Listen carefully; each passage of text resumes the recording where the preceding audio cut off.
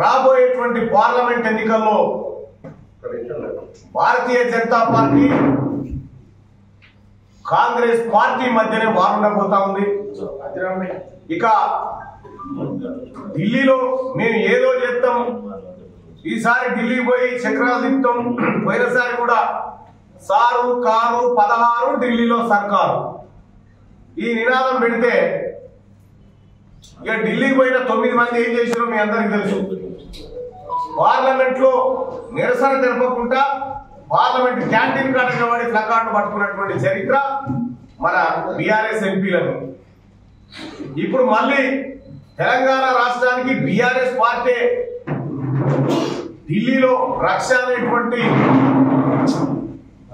మాయమాటలు చెప్తా ఉన్నది బీఆర్ఎస్ పార్టీ.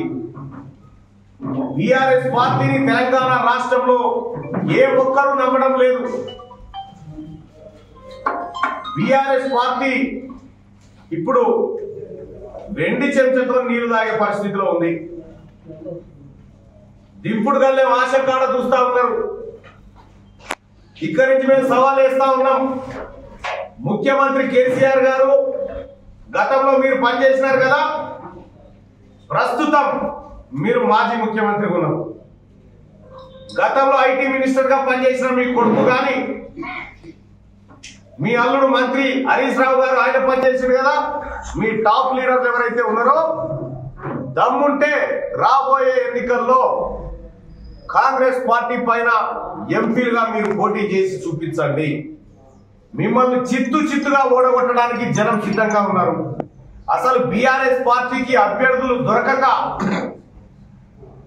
ఎవరిని పెట్టాలో అర్థం కాక భారతీయ జనతా పార్టీని ఎట్లా గెలిపించాలని 2వ ఆప్షన్ ఎంచుకున్నట్టుగా కనిపిస్తా ఉంది. కేసీఆర్ తలకిందులుగా తపస్సు చేసిన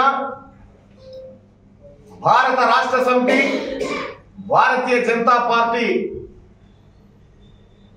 2 కలిపి యుద్ధంలోకి దిగిన ఈసారి రాహుల్ గాంధీ గారు ప్రధాని కావడం ఎవరు ఆపలేరని చెప్పి మేము తెలియజేస్తా ఉన్నాం. కల్వకుంట్ల చంద్రశేఖరరావు గారు దళితులను మోసగించి దళిత ముఖ్యమంత్రిని చేస్తా అని చెప్పి ఆయనే సీఎంగా చెలామణయ్యాడు. కానీ కాంగ్రెస్ పార్టీ అధికారంలోకి వచ్చి ఒక దళిత బిడ్డను స్పీకర్ స్థానంలో కూర్చోబెట్టిన దరిమిలా ఇవాళ కేసీఆర్ గారు ఆ స్పీకర్ ముంగట ప్రమాణ స్వీకారం చేయబోతా ఉన్నాడు ఎమ్మెల్యేగా.